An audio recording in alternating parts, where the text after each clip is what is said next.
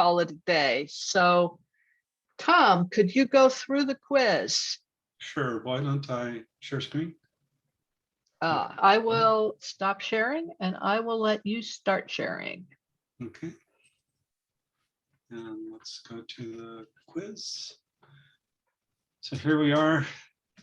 So this is the example from the training materials. So the example on the right, well, I guess this is swapped, so that's good. This one calculates the square root of 2 n channels times.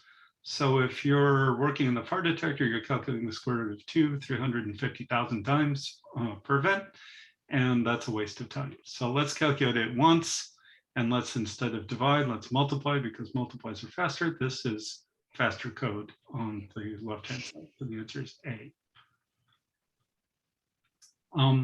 Question 2, TMath power does a log of x, multiplies it by 2, and then exponentiates it.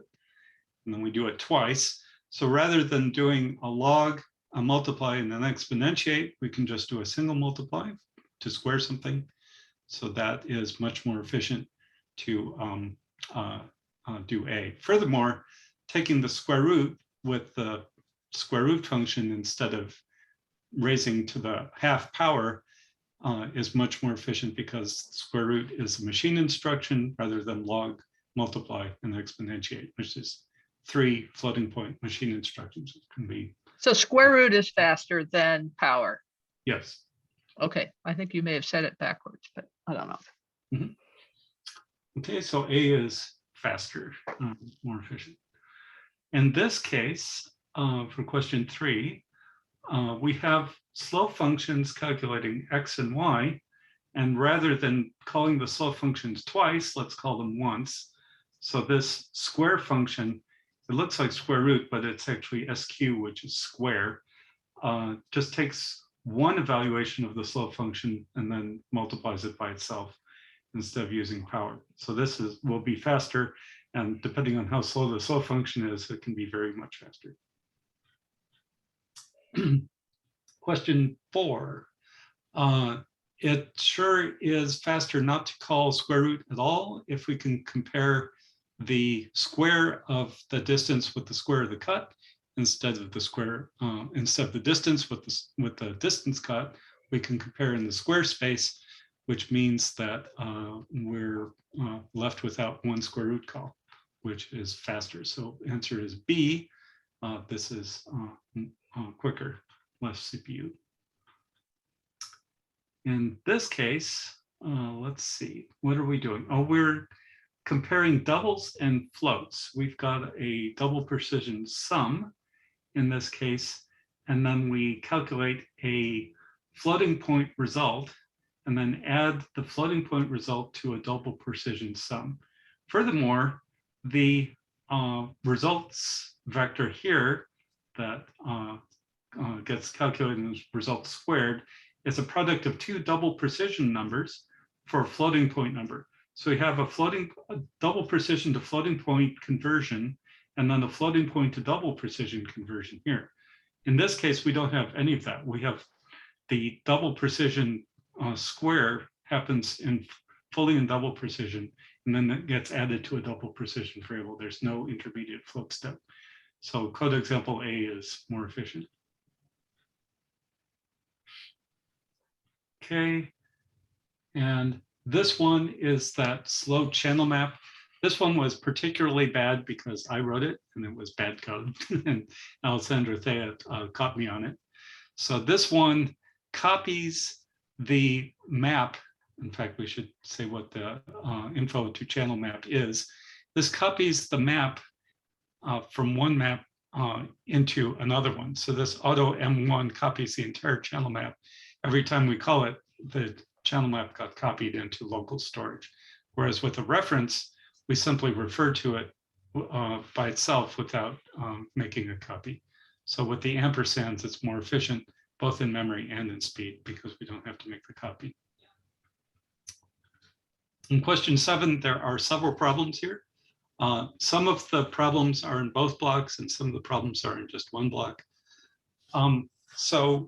the first problem is that this loop here leaks memory. We allocate 1,000 integers on the heap every trip through the loop. So we do this 10,000 times. We allocate 1,000 integers, and then we leave them stranded. We ignore this pointer. This pointer goes out of scope on every trip through the loop. So there are 10,000 pointers to new arrays of 1,000 integers each, and then we leave each one of those arrays stranded without being able to talk to them later. So Valgrind caught that as definitely lost memory as memory leak. So that's in both of these. In this case, we have an uninitialized variable that we print out. We declared an integer, but we didn't fill it with anything. That got pushed on the stack, not the heap. And whatever was left over on the stack is whatever the contents of KT are, and then we print it out, and we get undefined garbage. In this case, in the last case, it was 0, but you're not guaranteed to get the same answer every time. In fact, this is one of the things that is the hallmark of undefined variables. If you run your program over and over again and get different answers, chances are you either have an undefined variable or a race condition. And since we typically don't have multi-threaded code, we don't have a lot of race conditions. It's usually undefined variables. So define all your variables. This one is a write off the end. So P is declared from 0 to 99 for subscript indices. So please use vectors instead, because that makes sure that you have enough memory. But if you declare a fixed size array, don't go off the end. In this case, we wrote 1 off the end. This is called a signpost error, where you get one off the end. In this case, actually, no, this one's right. So this one puts a 5 in the last element, and this one puts a 5 in the one that's beyond the end of the array. And this one, oh my gosh, what happened here? This is a compiler error. So this one tries to write 6 to a null memory address pointed to by a null pointer. So K is 0, so the K points at memory at location 0, which is write protected. We try to put a 6 in there, and we're going to get a segmentation fault. In this case, I think I changed the variable name here to KT to be initialized. So actually, that's just as well. It's just as bad.